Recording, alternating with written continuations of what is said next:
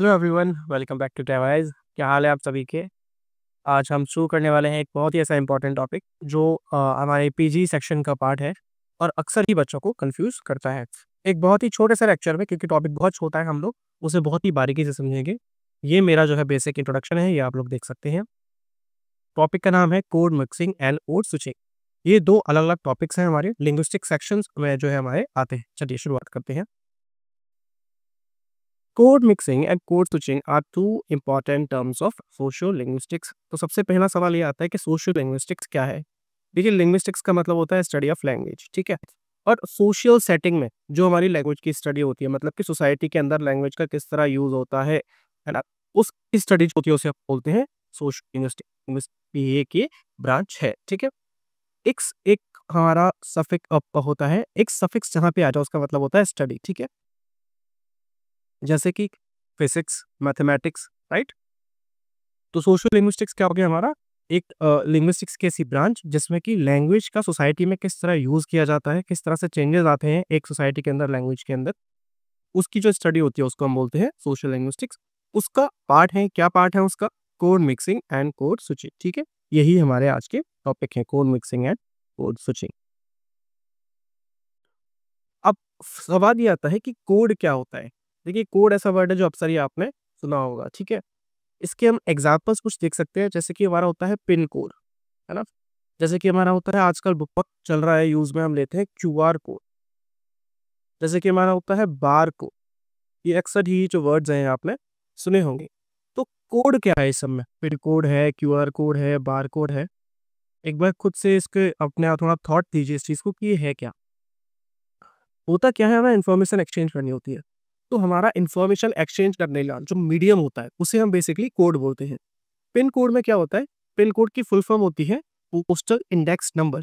Post office में use किया जाता है हमारे एड्रेस को ट्रैक करने के लिए। जैसे कहीं का, जैसे दिल्ली का जो अक्सर कोड होता है वो होता है 110007, ठीक है, या 110014। तो दिल्ली के अंदर जो उसकी डिस्ट्रिक्ट्स हैं उसके अंदर डिफरेंट डिफरेंट तरीके के जो कोड्स हैं दिए हुए हैं। बिना इसके अगर ये कोड हमारे पास होता है तो उस एड्रेस को ट्रैक करना बहुत ही आसान हो जाता है। पोस्ट ऑफिस में आप जब भी कोई मेल भेजते हैं तो आपका एड्रेस उसके ऊपर लिखा होता है। तो एड्रेस को जो पोस्ट ऑफिस वाले लोग हैं वो यूज नहीं करते कि एड्रेस बहुत बड़ा होता है। वो सिंपली सबसे पहले डालते हैं 11007, ठीक है। कोना पता चलता है दिल्ली का, वो दिल्ली को उसको फॉरवर्ड कर देते हैं। आपका एड्रेस जो होता है वो सबसे लास्ट में जाके पोस्टमैन देखता है जब आपको उसके घर पे पहुंचाना होता है। तो उस एड्रेस को शॉर्ट करने के लिए हमारा ये पिन कोड यूज किया गया, ठीक है। अब आता है क्यूआर कोड। आजकल बहुत यूज में आता है पेमेंट करने के लिए, कहीं भी शॉप पर पेटीएम से हम आप पेमेंट कर रहे हैं, या फिर किसी भी एक वेबसाइट के किसी भी एक पर्टिकुलर सेक्शन पे हमें जाना होता है, किसी एक प्रोफाइल पर जाना है, हमें फॉर्म फिल करना है कहीं का, या कहीं पे हमें लॉग इन करना है ना। तो ऐसी जगह पे उसका जो बहुत लंबा पाथ था, लंबा पाथ का मतलब सबसे पहले आप गूगल खोलेंगे, फिर उस वेबसाइट को खोलेंगे, फिर उसके पर्टिकुलर सेक्शन में जाएंगे, तो उसको शॉर्ट बना दिया गया क्यूआर कोड से। आप डायरेक्टली उसको स्कैन करके उस पर्टिकुलर सेक्शन पे जा सकते हैं। तो कोड का मतलब एक बहुत लंबे रास्ते को बहुत शॉर्ट बना देना, है ना। एक मीडियम होता है इन्फॉर्मेशन एक्सचेंज करने के लिए।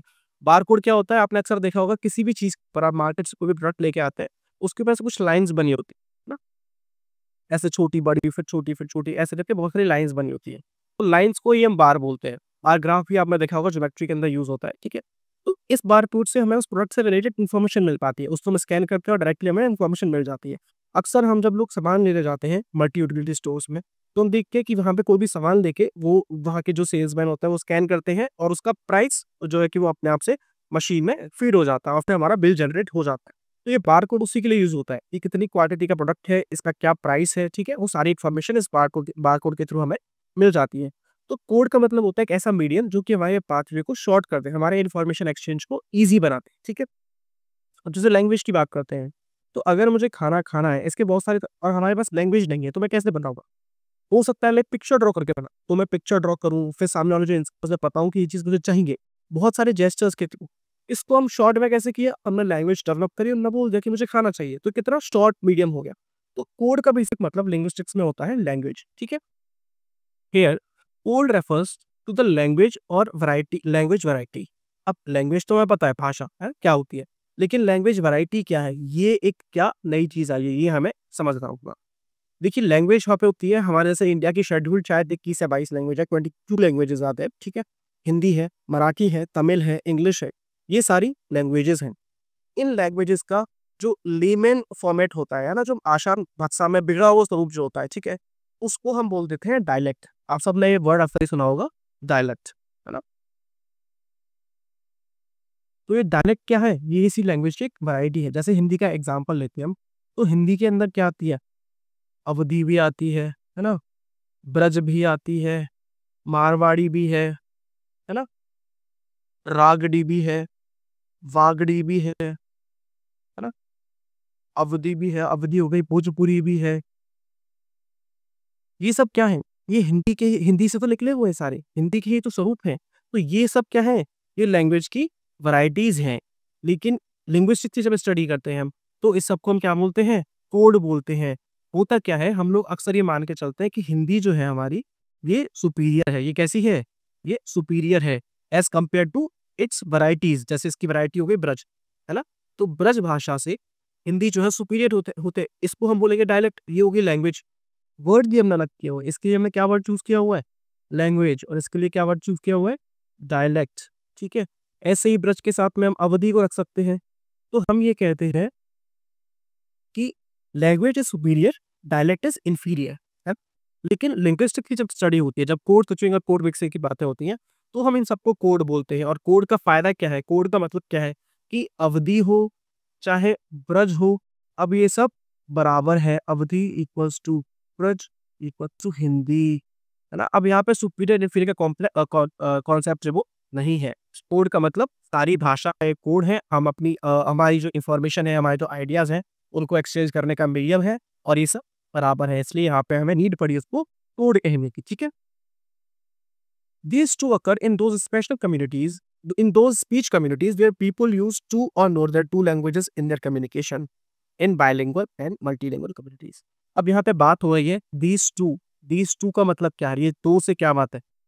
दो का मतलब है कोड मिक्सिंग, शॉर्ट में जैसे बोल सकते हैं SAM, एंड कोड स्विचिंग, जिसे हम शॉर्ट में बोल सकते हैं CS। ठीक है। तो कोड मिक्सिंग और कोड स्विचिंग होती कहाँ है? ये ऐसी कम्युनिटीज में होती है, ऐसी स्पीच कम्युनिटीज में होती है, ऐसी ऐसी भाषा बोलने वाली कम्युनिटीज में होती है, जो कम से कम दो या दो से ज्यादा भाषा बोल सकते हैं, जिन्हें कम से कम दो या दो से ज्यादा भाषाओं की समझ हो। ऐसी ही जगह पर, ऐसी ही कम्युनिटीज में हम कोड मिक्सिंग और कोड स्विचिंग का यूज कर सकते हैं। इससे ऐसी जो ट्राइब्स है जिन्हें सिर्फ एक भाषा आती है, आज आज के टाइम पर भी ऐसी बहुत सारी ट्राइब्स है, ऐसे बहुत सारे रीजन्स है जहाँ पे कि सिर्फ एक लैंग्वेज होती है, वहां पे हम CM या CS का यूज नहीं कर सकते हैं। जब आगे बढ़ते हैं, Some scholars use the term code mixing and code switching interchangeably. कुछ स्कॉलर्स जो है वो इन दोनों को एक दूसरे का पर्यायवाची मानते हैं, इन दोनों को एक दूसरे के सिनोनिम मानते हैं, इन दोनों को एक दूसरे की जगह पर यूज करते हैं। वो कहते हैं कि कोड मिक्सिंग और कोड स्विचिंग एक ही बात है। ठीक है। Especially in the studies of syntax, morphology and other formal aspects of language. Others assume more specific definitions of code mixing. तो कुछ जो लिंग्विस्ट हैं वो ये मानते हैं कि कोड मिक्सिंग और कोड स्विचिंग एक ही चीज़ है। स्पेशली कहाँ पे? जब सिंटैक्स की स्टडी हो रही होती है। सिंटैक्स क्या होता है बेटा? सिंटैक्स मतलब होता है सेंटेंस स्ट्रक्चर की स्टडी, सेंटेंस स्ट्रक्चर की स्टडी, है ना, कि पहले नाउन आएगा, फिर वर्ब आएगी, फिर ये आएगा, फिर वो आएगा, इस तरह की जो चीज़ें होती है उसको हम बोलते हैं सिंटैक्स स्ट्रक्चर। मॉर्फोलॉजी, ठीक है, ये एक वर्ड कैसे बनता है उसकी स्टडी होती है। ठीक है। तो इस तरह के जो फॉर्मल एस्पेक्ट्स की स्टडी होती है लैंग्वेज की, वहां पर जो कुछ लिंग्विस्ट है वो मानते हैं कि कोड मिक्सिंग और कोड स्विचिंग एक ही चीजें हैं, एक ही जैसी चीजें हैं। लेकिन कुछ लोग ये मानते हैं कि कोड मिक्सिंग अलग है और कोड स्विचिंग अलग है। अब हमें क्या मान के चलना है? हम कौन से वाले स्कॉलर्स की बात में हैं? सवाल ये होता है।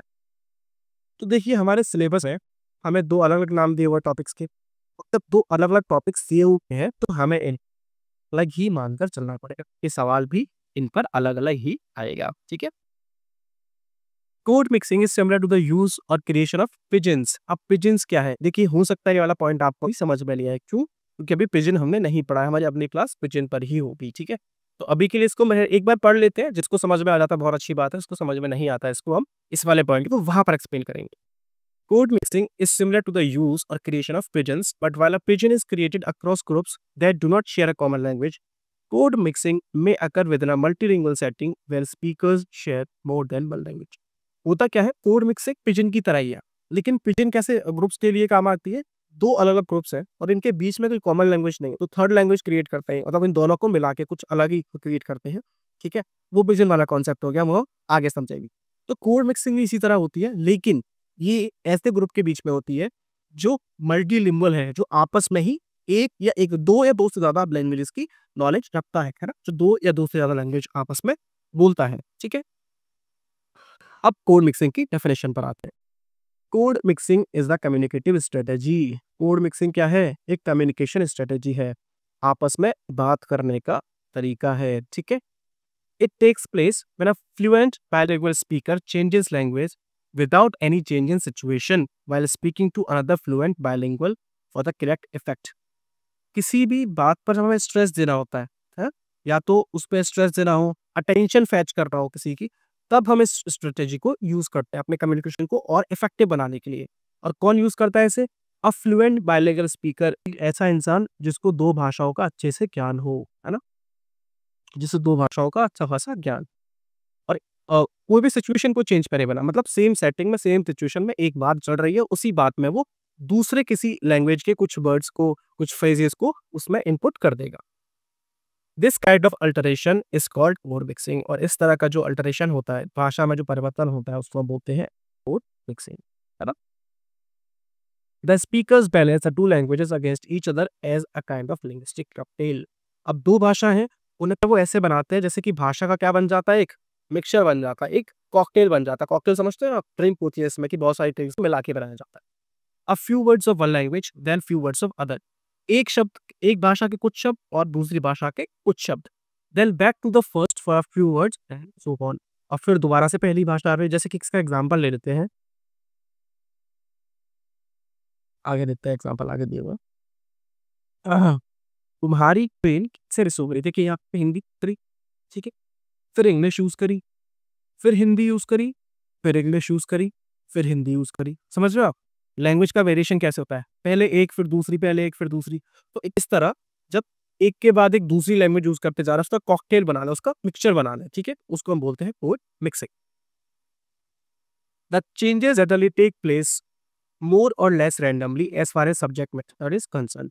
अब ऐसा नहीं कि बहुत प्लानिंग करके हमें करना पड़ता, ये बहुत ही रैंडमली अपने आप हो जाता है विद एक्सपीरियंस। बोलते बोलते आपको एक्सपीरियंस होता है, आपको दो भाषाओं की नॉलेज होती है, तो ये अपने आप ही हो जाता है। ठीक है, but they seem to be limited by sentence structure. लेकिन अब ऐसा थोड़ा ना है कि ये चलती ही रहेंगी चीजें, इसकी लिमिट, इस पर रेस्ट्रिक्शन कौन लगाता है? Sentence structure. सेंटेंस स्ट्रक्चर का मतलब क्या? Grammatical rules. सेंटेंस स्ट्रक्चर का मतलब क्या? इसका मतलब होता है सिंटेक्स। सिंटेक्स कौन सी भाषा का? दो भाषा है, कौन सी भाषा का? ये हम आगे जब एग्जाम्पल्स पढ़ेंगे तब समझेंगे हम कि कौन सी भाषा का सिंटेक्स उसमें फॉलो होता है। Syntactic constraints apply to code mixing. देखिए सिंटैक्टिक कंस्ट्रेंट का मतलब हो गया कि सेंटेंस का जो स्ट्रक्चर होता है वो इस पे लिमिट लगा के रखता है ना। ये हम आगे एग्जाम्पल से बहुत अच्छी तरह समझेंगे कि कौन सी भाषा कितना मिक्स होनी है ना। ये चीज सेंटेंस का स्ट्रक्चर के जो रूल्स है वो इस पर लिमिट लगा के रखते हैं। बुकाम्बा नोट्स, देखो बुकाम्बा कौन हुआ है? एक लिंग्विस्टिक हुआ है। बुकाम्बा एक बहुत बड़ा नाम है लैंग्वेज में। ये कोड मिक्सिंग पर भी अपनी बात कहते हैं और कोड स्विचिंग पर भी अपनी बात कहते हैं। तो ही इज द पर्सन जिसमें दोनों पर ही अपनी बातें रखी हैं, इसने दोनों पर ही रिसर्च किया है। कोड मिक्सिंग, इनकी डेफिनेशन क्या है कोड मिक्सिंग की? आप ये देखिए, code mixing is the embedding of various linguistic units such as affixes. देखो एम्बेडिंग का मतलब होता है मिलना, ठीक है, एम्बेडिंग का मतलब मिलना, ठीक है, of various linguistic units. Linguistic unit, linguistic unit पता क्या चीज हुई? मॉर्फीम्स, ठीक है, फ्रेजेस, आपके क्लॉजेज, है ना, आपके वर्ड्स, ये सारी चीज क्या होती है? लिंग्विस्टिक यूनिट्स होती है। सच एज अफिक्सेस। अफिक्सेस क्या होता है बेटा? आप सबने सुना होगा प्रीफिक्स और सफिक्स, है ना, उनको मिला के हम बोल देते हैं अफिक्स। सफिक्स प्लस प्रीफिक्स, इनको ही हम बोल देते हैं अफिक्सेस। अफिक्सेस का मतलब होता है बाउंड मॉर्फीम। अब मॉर्फीम क्या होता है अभी समझते हैं। वर्ड्स मतलब unbound morphemes, phrases, clauses from two distinct grammatical subsystems। grammatical subsystem दो अलग अलग, अलग अलग कौन कौन से? दो भाषाओं के, हिंदी इंग्लिश के भी हो सकते हैं, है ना, हिंदी या पहाड़ी के भी हो सकते हैं, हिंदी या ब्रज के भी हो सकते हैं, हिंदी या संस्कृत के भी हो सकते हैं, इंग्लिश या तमिल के भी हो सकते हैं, मराठी या इंग्लिश के भी हो सकते हैं, हिंदी मराठी के भी हो सकते हैं, कोई भी दो भाषाओं के subsystems with in the same sentence speech, event, ये बहुत समझने वाली बात है। कोड मिक्सिंग जो होगा वो एक ही सेंटेंस के अंदर होगा, समझ रहे हैं? इंट्रा सेंटेंशियल, एक ही सेंटेंस के अंदर दो वर्ड्स होते हैं इंट्रा, एक होता है इंट्रा, एक होता है इंटर, ठीक है बेटा। इंट्रा का मतलब होता है विद इन, है ना, विद इन मतलब एक ही सेंटेंस के अंदर, इंट्रा सेंटेंशियल। और इंटर का मतलब होता है बिटवीन, है ना, इंटर सेंटेंसेस मतलब दो सेंटेंसेस के या दो से ज्यादा सेंटेंस के बीच में, ठीक है, समझ में ना। हम बात कर रहे थे अफिक्सेस की, सफिक्स और प्रीफिक्स की। जैसे मैं एक एग्जांपल लेते हैं बेटा, यहाँ पे एक एग्जांपल मैं लिया ऑनेस्ट, ठीक है। अब ऑनेस्ट क्या है? ऑनेस्ट हमारा एक मॉर्फीम है। ऑनेस्ट क्या है हमारा? मॉर्फीम है, अनबाउंड मॉर्फीम। मॉर्फीम का मतलब होता है ऐसा word, smallest unit of meaning. Honest का मतलब होता है ईमानदार। इससे इसको छोटा नहीं कर सकते हम, इसको और भागों में नहीं तोड़ सकते हम, इसको और फर्दर डिवाइड नहीं कर सकते हम, ठीक है। तो स्मॉलेस्ट यूनिट ऑफ मीनिंग, ऐसा वर्ड जो सबसे छोटा है और उसका कुछ मतलब निकलता है, वो होता है मॉर्फी। अनबाउंड मॉर्फी मतलब जो किसी पर डिपेंडेंट नहीं है, ठीक है, जो इंडिपेंडेंट है, ठीक है। तो ऑनेस्ट हमारा एक मॉर्फीम हो गया। अब ऑनेस्ट के साथ में अगर हम आगे लगा देते हैं डिस, क्या लगा दिया? डिस, तो वर्ड बन गया डिसऑनेस्ट। बना कि नहीं बना? अब ये डिस क्या है? ये डिस हमारा है प्रीफिक्स। डिस क्या है? प्रीफिक्स, क्योंकि पहले फिक्स किया है इसको, किसी भी वर्ड के पहले फिक्स किया तो क्या हो गया? प्रीफिक्स हो गया। यही हमारा क्या बन गया? Bound morpheme. जो डिस है, डिस डिपेंड कर रहा है किस पे? ऑनेस्ट पे। डिस का अपने आप को भी मतलब नहीं है, डिसप्लेसमेंट या डिसऑनेस्ट, ठीक है। तो डिस क्या है? एक बाउंड मॉर्फीम है, ये डिपेंड करता है अपने आगे आने वाले वर्ड पे, ठीक है। इसके साथ ही अगर हम यहाँ पे से पीछे लगा देते हैं वाई, तो क्या बन जाएगा? ऑनेस्टी या डिसऑनेस्टी। तो ये क्या हो गया? ये हो गया सफिक्स। वाई क्या हो गया इसमें? ये हो गया वाई सफिक्स, ठीक है। वाई और डिस ये क्या है? बाउंड मॉर्फीम्स है। ऑनेस्ट क्या है? अनबाउंड मॉर्फीम है। समझ में आ गया, है ना? यही बात थी। तो कोड मिक्सिंग जो होती है वो अफिक्सेस में होती है, तो प्रीफिक्स से सफिक्स लगेगा उसमें, या फ्रेज उसके साथ ऐड हो जाएंगे, क्लॉजेस ऐड हो जाएंगे, इस तरह की बातें होगी। अब दूसरा इसमें डेफिनेशन आती है कचरू। कचरू कौन है बेटा? ये बहुत ही फेमस नाम है। जो लोग टीचिंग मेथड्स पढ़ के आते हैं वो इनके बारे में थोड़ा बहुत जानते हैं। इन्होंने लैंग्वेज के ऊपर अपनी बहुत बड़ी थ्योरी दी है। इनका पूरा नाम है ब्रज कचरू, है ना। कचरू बेसिकली जो कश्मीरी डेसर्ट के लोग होते हैं, कश्मीरी बूढ़ के लोग होते हैं, उनका सरनेम होता है। तो Braj Kachru uses this concept to refer to the use of one or more languages or consist transfer linguistic unit from one language into another by such a language mixture developing a new restricted or not restricted code of linguistic interaction। यही बात है, बस कहने का तरीका अलग है। क्या कह रहा है वो? कंसिस्टेंट ट्रांसफर एक लैंग्वेज से, है ना। और जो लिंग्विस्टिक यूनिट्स है, लिंग्विस्टिक यूनिट्स कौन से होते हैं? अभी बताया मैंने, मॉर्फीम है, वर्ड है, फ्रेज है, ठीक है, प्रीफिक्सेस हैं, सफिक्सेस हैं, अफिक्सेस हैं, ये सारी चीजें हैं। ये जब एक लैंग्वेज से दूसरी लैंग्वेज में ट्रांसफर होंगे, है ना, one language into another by such a language mixture. अब लैंग्वेज का मिक्सचर तो होगा, है ना, एक लैंग्वेज से दूसरी लैंग्वेज में आ रहे हैं, तो डेवलपिंग अ न्यू रेस्ट्रिक्टेड और not restricted code of linguistic interaction. बेटा कोड का मतलब मैंने बताया था क्या हो गया? Variety of language. कोड का मतलब क्या हो गया? Variety of language. अब दो लैंग्वेजेस जब मिलेंगी, है ना, ये हो गया वैरायटी। दो लैंग्वेजेस जब मिलेंगी तो कुछ नया पैदा होगा, और वो नया क्या है? वो रेस्ट्रिक्ट, जो भी नई फॉर्म हमारे पास आएगी, नया कोड का, वो रेस्ट्रिक्टेड भी हो सकता है और अनरेस्ट्रिक्टेड या नॉट रेस्ट्रिक्टेड का भी हो सकता है। मतलब क्या हुआ? अगर ये जो नई जो भी कोड डेवलप हुआ है ना, हम जो बात कर रहे हैं, नई जो भी दो भाषाओं को मिला के तीसरी हमने एक नया तरह का जो कोड बनाया, अनरेस्ट्रिक्टेड कहाँ पे होगा? इनफॉर्मल सेटिंग में। हम आपस में दो भाई बहन बात कर रहे हैं, अपने घर पे बात कर रहे हैं, हम फ्रेंड्स बात कर रहे हैं, इनफैक्ट ऑफिस के कॉलीग भी बात, यहाँ तक तो अनरेस्ट्रिक्टेड हो जाएगा। लेकिन रेस्ट्रिक्ट कैसी सिचुएशन में हो सकता है? जिसकी कोर्ट की बात करते हैं, तो कोर्ट के जो जजमेंट होते हैं उनमें कभी मिक्सिंग देखने को नहीं मिलती। उनमें एक प्रॉपर जो लैंग्वेज होती है ना, लीगल लैंग्वेज होती है, उसका यूज होता है।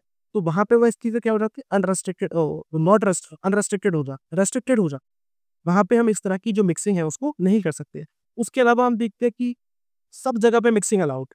न्यूज़ रिपोर्ट्स होती हैं, न्यूज़पेपर्स होते हैं, या फिर हमारी इनफॉर्मल सेटिंग तो जितनी भी है, चाहे हम क्लासरूम में पढ़ा रहे हैं, है ना, चाहे हम आपस में बातचीत कर रहे हैं, तो वहाँ पे तो ये अनरेस्ट्रिक्टेड ही है, ठीक, वहाँ पे तो ये सब अलाउड है। अब हम इसके कुछ एग्जांपल्स देखिए।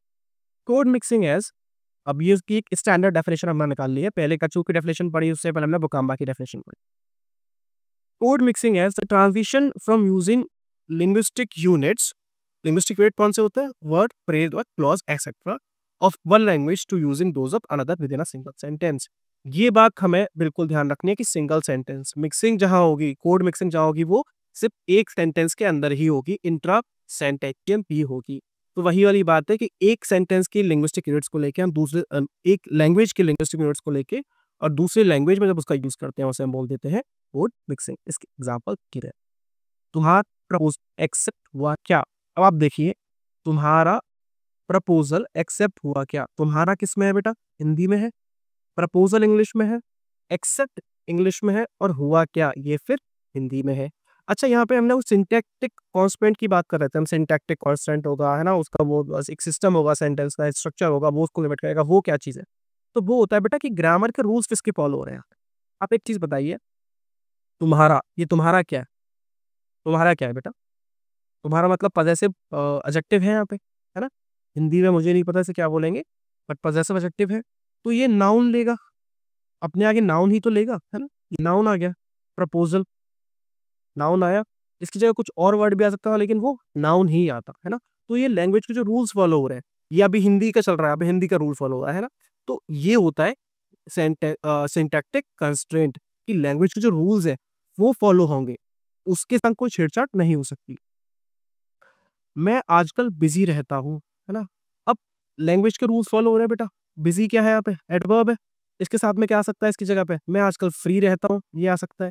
इसकी जगह पे कोई नाउन नहीं आ सकता, इसकी जगह पे कोई नाउन नहीं आ सकता। मैं आजकल प्रॉपर नाउन लेके देख लो, कोई ताजमहल रहता हूँ, हाँ, गलत बात है, कोई कोई मीनिंग नहीं बन रहा, नॉनसेंस बात हो रही है, सेम रहेगा, ठीक है। तुम्हारी ट्रेन कैसे मिस हो गई? अब फिर वही बात, ये क्या है? पजेसिव एडजेक्टिव है। तुम्हारी ट्रेन, है ना।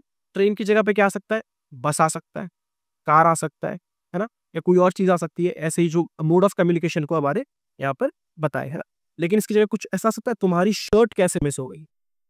शर्ट भी आ सकता है, देखिए नाउन है, शर्ट भी आ सकता है। इसके अलावा वैसे कोई वर्ब इसकी जगह नहीं आ सकती। बट आप ऐसे देखिए कि नाउन की जगह पर कोई दूसरा नाउन ही आएगा, जो सेंटेंस का स्ट्रक्चर है वो मिस नहीं होगा। अभी मैं कोई सेंटेंस, एक बढ़िया सा वर्ब मुझे याद नहीं आ रहा है, इसको हम कभी फिर बाद में देखेंगे, ठीक है।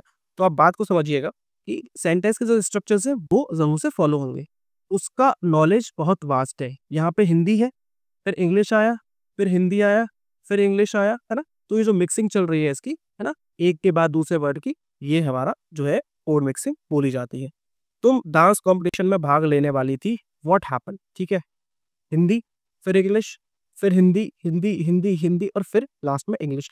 तो ये सारे एक ही सेंटेंस के एग्जांपल है। आपने देखा, एक ही सेंटेंस में जब हम इस तरह की मिक्सिंग करते हैं दो लैंग्वेजेस की, उसको हम कोड मिक्सिंग बोलते हैं। Let me check time once.